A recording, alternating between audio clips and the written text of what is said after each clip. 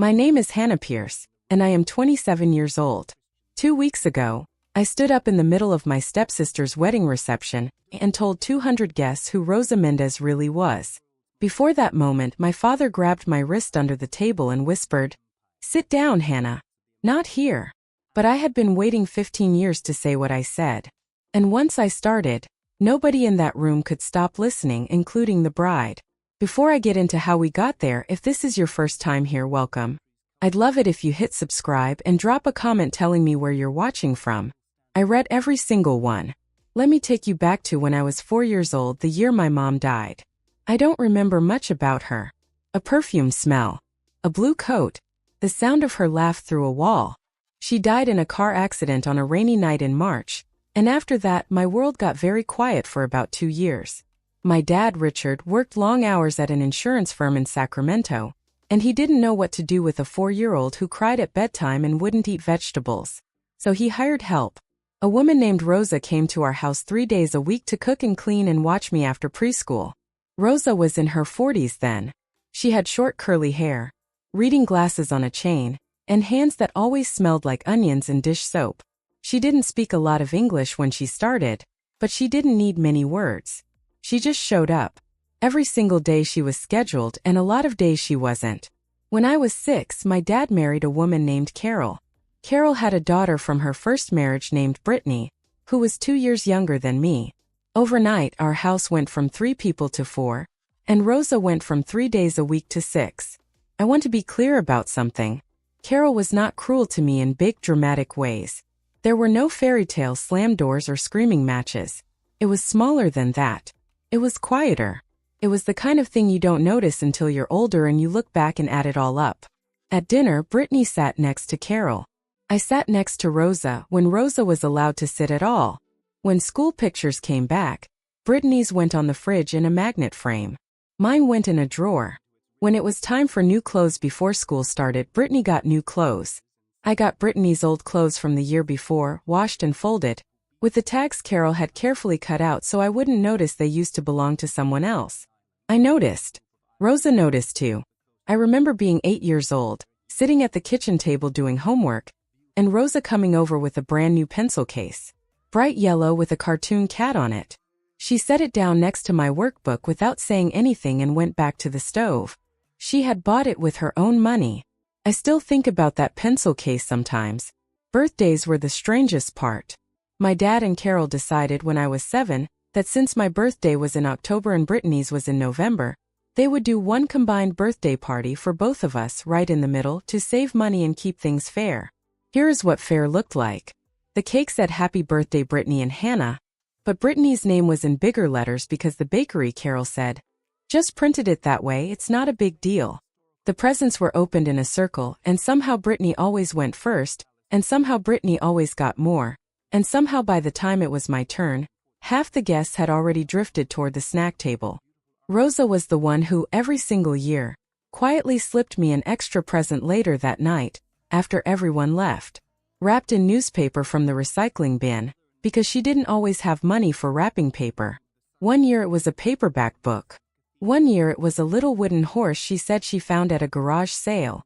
One year it was a drawing she made herself of me and her, holding hands with the words "Me Hannah" written across the top in pencil. I kept every single one of those things. I started keeping things in a shoebox under my bed when I was around 9. Report cards Carol forgot to put on the fridge. Notes Rosa left in my lunch. That drawing.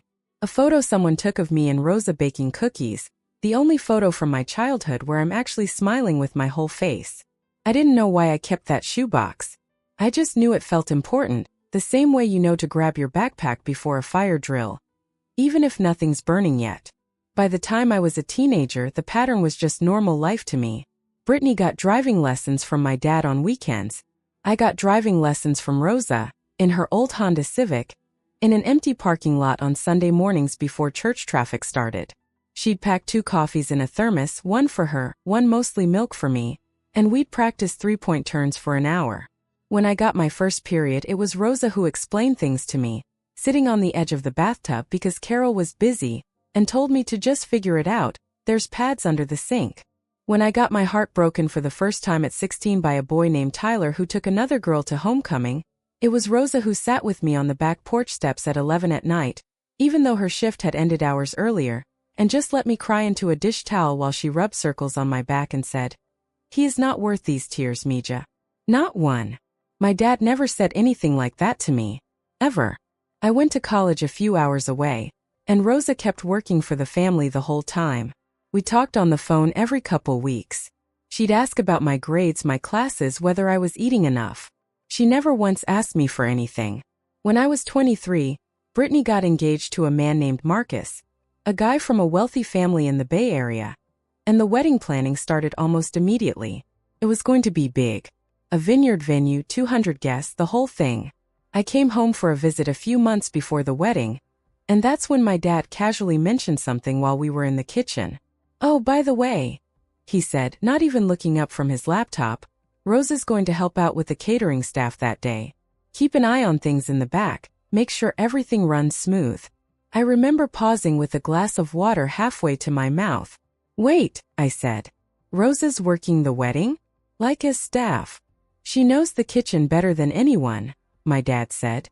"It's not a big deal." I looked over at Rosa, who was at the sink rinsing a pan, her back to us. She didn't turn around, but I saw her shoulders go still for just a second, the way they do when someone hears something they wish they hadn't. I didn't say anything that day. I told myself it wasn't a big deal either. Rosa had always helped with everything in this house. Why would a wedding be any different? But something about the way my dad said it stuck with me. Like Rosa wasn't a person who had been part of our family for almost 20 years. Like she was just part of the catering. I had no idea sitting in that kitchen just how far that idea would go. Or how close I was about to get to the truth about what my father had really been doing to Rosa for years behind closed doors. The wedding planning took over our house for the next 4 months, and watching it happen was like watching someone slowly erase a person while she was still standing right there. Carol hired a wedding coordinator named Jessica, a tall woman with a clipboard and a headset who showed up twice a week to go over timelines. Rosa was at almost every one of those meetings too, except she wasn't sitting at the table. She was the one bringing out coffee, refilling water glasses, taking notes on what needed to be cleaned or moved or fixed before the big day. One Tuesday afternoon, I came home from my apartment to drop off a wedding gift early, and I walked in on a conversation that I don't think Carol meant for me to hear. "We'll need extra hands for the seating chart," Jessica was saying. "Someone detail-oriented." "Rosa can do it," Carol said. "She's very good with that kind of thing. Organizing lists, all that." "Great. I'll just need her availability for that week." "She doesn't really have a schedule," Carol said with a little laugh. "She's just always here." I stood in the hallway with a gift bag in my hand, and something in my chest went cold. She's just always here. Like Rosa was a piece of furniture. Like she didn't have a life of her own, a home of her own, a family of her own that she went to at night. I walked into the kitchen later that day and found Rosa ironing a stack of cloth napkins for the rehearsal dinner. Dozens of them. Her hands moved fast, the way they always did. But I noticed something I hadn't noticed before. Her wrists. They looked swollen. Her knuckles looked stiff. "Rosa," I said, "how long have you been doing this today?" She smiled at me, the same warm smile she always had. "Since this morning, Mija." "It's fine. Are you getting paid extra for all this? The wedding stuff?" She paused for just a second, the iron hovering over a napkin. "Your father said it's part of helping the family. For Brittany's special day." That answer didn't sit right with me. I went up to my old bedroom that night and couldn't sleep. I kept thinking about Rosa's wrists, about her being just always here, about the catering comment from a few months earlier. The next day, while my dad was at work and Carol had taken Brittany for a dress fitting, I went looking for something. I'm not even sure what I was looking for at first. I just wanted to understand something about how this house actually worked. My dad kept an old metal filing cabinet in the garage, the kind with the squeaky drawers. I'd seen him go in there 100 times over the years for tax documents and insurance papers. I opened the bottom drawer, and underneath a stack of old utility bills, I found a folder labeled Household Staff. Inside were pay records going back almost 15 years, handwritten logs, then later printed spreadsheets, all tracking Rosa's hours and pay. I sat down on the cold garage floor and started reading. For the first several years, the numbers looked reasonable enough for the time period. But starting around the year I turned 13, something changed. Rosa's listed hours stayed the same on paper, around 25 hours a week. But I knew for a fact she was working far more than that. I had grown up watching her arrive before I left for school and stay until after dinner was cleaned up, sometimes 5 or 6 days a week, not 3. There was also a separate sheet, more recent, with a note in my dad's handwriting at the top. Rosa cash off books do not include in tax filing. Below that were amounts, small amounts paid in cash, for what the sheet called extra duties. Watching me as a kid after school, cooking dinner on weekends, driving me to appointments, all the things Rosa had done for years that I had just thought of as her being kind. He had been paying her in cash off the books for years, for work that should have been part of her actual wages. And based on the math I was doing in my head, sitting there on that garage floor, it didn't add up to anywhere close to what she should have earned. There was one more document in the folder. A letter typed from years earlier, that looked like it had been drafted but maybe never sent, addressed to an immigration attorney. It mentioned Rosa's work visa status and referenced, adjusting reported hours to remain within sponsorship guidelines. I didn't fully understand everything that letter meant, but I understood enough to know my dad had been controlling Rosa's pay, and possibly her immigration paperwork, in a way that benefited him and put her in a position where she couldn't easily push back. I put everything back exactly where I found it, and I sat in the garage for a long time after that, just staring at the closed drawer. That night at dinner I tried to bring it up with my dad carefully. I waited until Carol and Brittany had gone upstairs. "Dad," I said, "can I ask you something about Rosa?" He looked up from his plate. "What about her? How much do you actually pay her? Like total? For everything she does?" His face changed just slightly. "Why are you asking me that?" "I'm just curious. She's been with us for almost my whole life. She gets a fair wage, Hannah, and she gets a place in this family. She's taken care of, she knows that." "A place in this family," I repeated. "Is that why she's working the wedding instead of being invited as a guest?" My dad set down his fork. "Hannah, I don't know what's gotten into you lately, but I need you to drop this. Rosa is fine. She's happy here. The last thing I need right now, with everything going on for Brittany's wedding, is you stirring up drama and making things weird. Don't embarrass this family. Not with 2 months to go." He said it quietly, but there was something underneath it that scared me a little. Not anger exactly, more like a warning. I didn't drop it. I just got quieter about it. Over the next few weeks, I started doing something I'd never done before. I started keeping copies. I took photos of those pay records on my phone when I had another chance to be alone in the garage.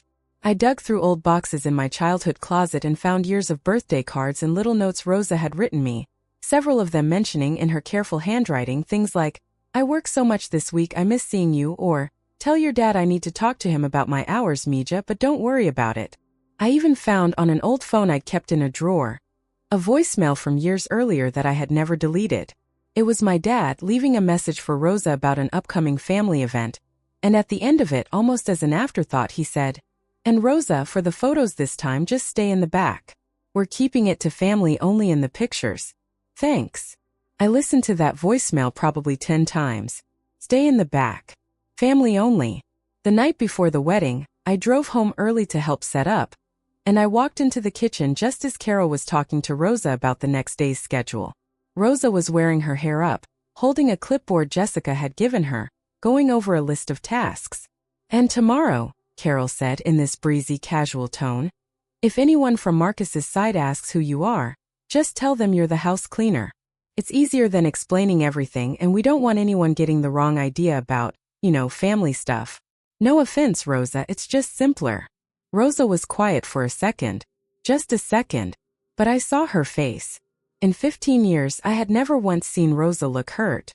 Not when Carol gave her extra work at the last minute. Not when my dad barely acknowledged her at holidays. Not even when she sent me birthday gifts wrapped in newspaper while Brittany got everything new and shiny. But in that moment, standing in the kitchen the night before the wedding, holding a clipboard with someone else's wedding schedule on it, Rosa's eyes dropped to the floor, and her mouth tightened just slightly like she was holding something in. Of course, Rosa said quietly. The house cleaner. I understand. Carol smiled, satisfied, and walked off toward the living room to check on the centerpieces. I stood there in the doorway, holding a box of wedding favors I'd carried in from my car, and I looked at Rosa. She looked back at me. Neither of us said anything, but I made a decision right there in that kitchen the night before everything was about to happen. I went up to my old bedroom, pulled the shoebox out from under the bed where it had sat, untouched, for years, and I started going through it. The drawings, the notes, the photos, everything Rosa had given me, everything that proved exactly who she had been to me, for my entire life. Then I went to my laptop and pulled up the photos I'd taken of those pay records in the garage. I didn't fully know what I was going to do with all of it yet, but I knew I wasn't going to sit quietly through tomorrow and let 200 strangers believe that the woman who raised me was just the cleaning lady. I packed everything carefully into a folder, slid it into my bag, and set my alarm for 6 in the morning. Tomorrow was Brittany's wedding day, and I had a feeling it was about to become a day nobody in that family would ever forget. My father stood up with a champagne glass in his hand, and I felt my stomach drop before he even said a word. I knew that smile. It was his toast smile, the one he practiced in the mirror. He thanked the caterers. He thanked the photographer. He thanked my stepmother for making this day perfect. Then he raised his glass higher and said, "And of course, thank you to everyone who helped make today possible." He did not say her name. Not once. I looked over at the dessert table. Rosa was straightening the cake forks, her hands moving fast, her eyes down. She had been awake since 4 in the morning. I knew because I had texted her at 4:30 to make sure she got there safe, and she had texted back a little coffee cup emoji like she always did. A guest near our table, an older woman in a purple dress, leaned toward my stepmother and asked, "Who is that lovely woman setting up the desserts? She has such a kind face." My stepmother laughed, light and easy, like it was nothing. "Oh, that's just our house cleaner. Very dedicated." The table laughed too. Not a mean laugh. Polite laugh. The kind people do when they don't know what else to do. But Rosa heard it. I saw her hands stop moving. Just for a second. Just long enough. 15 years. 15 years of bedtime stories and fevers and walking me to the bus stop in the rain. 15 years of being the only person in that house who ever asked me how my day really went. And in one sentence, in front of 200 people, she became nobody. I felt something inside me go very still and very clear, like the moment right before you jump into cold water. I stood up. My chair made a loud sound against the floor. A few heads turned. My stepsister, in her white dress, looked at me with a confused little smile, probably thinking I was about to give some sweet toast about how happy I was for her. "Can I say something?" I asked, and my voice came out steadier than I expected. My father's smile froze halfway. "Of course, sweetheart. Go ahead." I walked toward the front of the room, past the cake, past Rosa, who looked up at me with worry in her eyes, like she already knew something was about to happen and she didn't want it to be because of her. I held the microphone with both hands so they wouldn't shake. "I want to talk about someone in this room," I said. "Someone who's been part of my life since I was 4 years old. Her name is Rosa Mendoza." The room went quiet. Not the comfortable kind of quiet. The kind where you can hear forks stop moving. When my mom died, I was 4. Rosa came to work for our family a few months later. And from that day until right now, she has been the one who actually raised me. She taught me how to tie my shoes. She sat with me every single night I was sick. She came to every school play I ever had, even when my dad couldn't make it, which was most of them. I heard my father say my name under his breath, sharp like a warning. I kept going. She's been called a lot of things in this house. Nanny, housekeeper, help. But tonight, in front of all of you, she got called something that wasn't even close to true. She got called just the house cleaner. I looked at Rosa. Her hands were pressed against her chest. Her eyes were full. For 15 years, she's worked in this family's house. Cooking, cleaning, raising me, and for years raising my stepsister too. And for most of that time, she has been underpaid. I have the records. Pay stubs from 10 years ago that are almost the exact same number as her pay stubs from last year, even though the cost of everything went up. I have a letter my father signed promising her a raise after 5 years that never happened. I have a voicemail. I pulled out my phone. My hand was steady now. This is my father calling Rosa 2 weeks ago, the night before this wedding. I pressed play. His voice came out of the small speaker, tinny but clear. Rosa, just make sure you stay out of the family photos tomorrow. We don't want any confusion with the guests. The silence after that was the loudest sound I have ever heard in my life. My stepmother's face went white, then red. My father stood frozen at the head table, his glass still in his hand, like he'd forgotten he was holding it. I turned the phone off and set it on the table near the cake. I'm not saying this to ruin anyone's day, I said, my voice cracking for the first time. I'm saying it because Rosa has spent 15 years making sure everyone else's day went perfectly, and nobody has ever stood up for her. So today I am. My stepmother stood up so fast her chair nearly tipped over. This is not the time or the place, she snapped, her voice shaking. You are ruining your sister's wedding. She's my stepsister, I said quietly. And I'm not ruining anything. I'm just telling the truth. My father crossed the room in 3 steps and grabbed my arm, his grip tight enough to hurt. Sit down, he said through his teeth, not loud, but I felt every word. Now. I looked at his hand on my arm. Then I looked at the 200 faces watching us. Some people had their phones out. A few were filming. I didn't sit down. I walked past him, toward the dessert table, toward Rosa, who was shaking so badly her shoulders were trembling. Did you mean that? She whispered to me, her voice barely above a breath. About the records? About all of it. I nodded. Every word, I said. I've been keeping it for years. I just didn't know what I was keeping it for until tonight. Behind us, I could hear my stepmother trying to laugh it off, telling guests it was just a misunderstanding, that I was always so dramatic. But nobody at the nearby tables was laughing anymore. A few were whispering. One older man, my great-uncle Frank, who I barely knew, was staring at my father with an expression I'd never seen on him before. Rosa took my hand. Her hand was small and rough from decades of work, the same hand that used to hold mine crossing the street. What happens now? She asked. I didn't have an answer yet, but I knew one thing for sure. This wasn't over. The next morning my phone had 43 notifications. Texts, missed calls, and one email from my stepsister that just said, "How could you do that to me on my wedding day?" I didn't blame her for being upset. It was her day. But I also knew deep down that the wedding wasn't really what this was about anymore. My father called at 9 in the morning. I let it ring twice before I picked up. Do you have any idea what you did? His voice was low and tight, the voice he used when he was trying very hard not to yell. You humiliated this family in front of everyone we know. You humiliated Rosa first, I said. I just told the truth after. That voicemail was private. So was 15 years of underpaying her. He hung up. For the next 2 weeks, things were quiet in a strange, heavy way. My stepsister wouldn't answer my texts. My stepmother posted on social media about how some people only think about themselves. And even though she didn't say my name, everyone who'd been at the wedding knew exactly who she meant. But something else was happening too, something I didn't expect. My cousin Marissa, who works as a paralegal, messaged me 3 days after the wedding. Hey, she wrote. A few of us were talking. What you said about Rose's pay. Is that documented? Like, actually documented? I told her yes. I had pay stubs going back 12 years, a copy of the raise letter my father signed and never honored, and records showing Rosa had been working far more hours than she was ever paid for, including weekends and holidays that were supposed to be overtime. Marissa connected me with a lawyer she trusted, someone who specialized in wage claims for domestic workers. I asked Rosa if she wanted to talk to him. She was quiet for a long moment. I don't want trouble, she said. I just want to go home and not think about any of this. You don't have to do anything, I told her.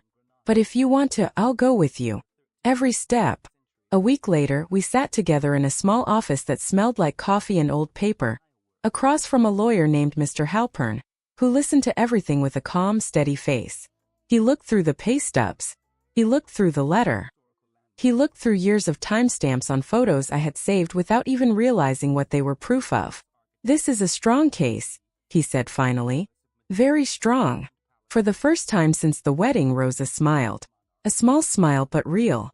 While the wage claim moved forward, I started going through old boxes in my father's office, the ones from when I was little, looking for anything about my mother. I wasn't looking for trouble. I just wanted to find old photos of her, since I barely remembered what her voice sounded like.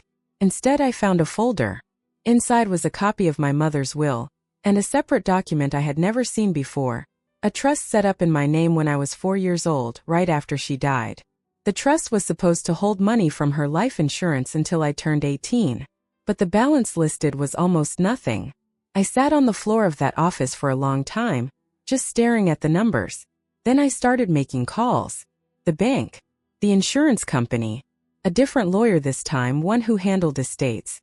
It took almost a month to get the full picture, but eventually it became clear. Most of the money from my mother's trust had been moved slowly over the years into accounts connected to my father and stepmother. New cars, vacations, the down payment on the house I grew up in. The same house where Rosa worked for 15 years, underpaid, while money that was supposed to be mine helped pay for that house's mortgage. I sat with that for a few days before I said anything to anyone. It wasn't anger exactly.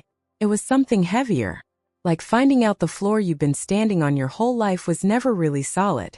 When I finally confronted my father, I didn't yell.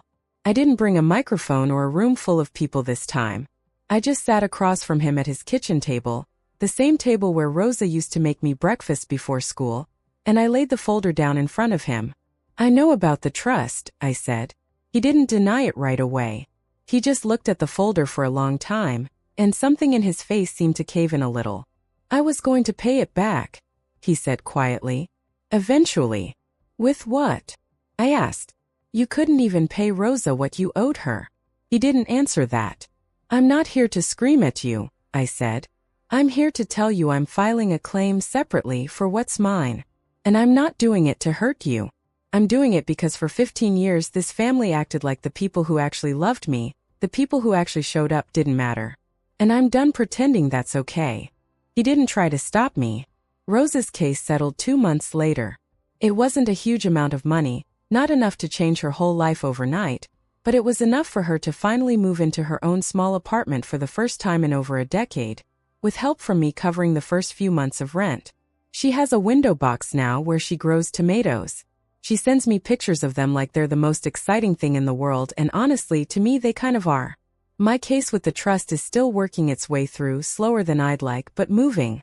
My relationship with my father is mostly phone calls now, short ones, polite ones.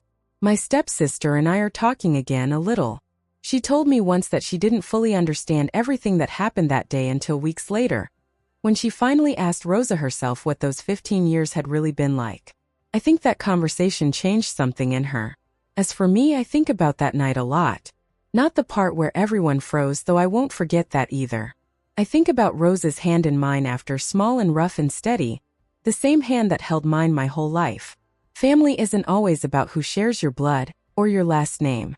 Sometimes it's about who shows up at 4 in the morning every single day for 15 years, without ever once asking for credit. If someone in your life raised you but was never called family, I want to hear about them. Tell me in the comments. And if this story meant something to you, share it with someone who needs to hear it today.